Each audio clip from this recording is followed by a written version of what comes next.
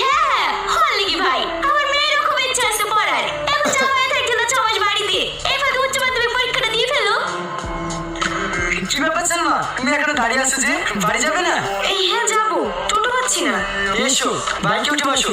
না না ঠিক আছে, আমি টোটোতে চলে যাবো, আপনি যান। আরে এসো তো, কত লজ্জা কিসের? আগে তোমাকে তোমার বাড়িতে নামিয়ে দেবো, তারপরে বাড়ি যাবো। কিন্তু স্যার। আরে কে কিন্তু কিন্তু করছো, উঠে বসো। দিনটার সময় 5টা শোধ দিলি? কি ব্যাপার, বেশ কয়েকদিন দেখলাম তুমি স্কুলে আসনি। বাড়িতে ছিলাম না।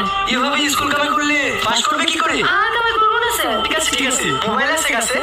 এই হ্যাঁ, কেন? আমার নাম্বারটা একটু নাও, নোটস গুলো পাঠিয়ে দেবো, পড়ে নিও। ঠিক আছে। আরে ও তো দূরে দূরে কেন?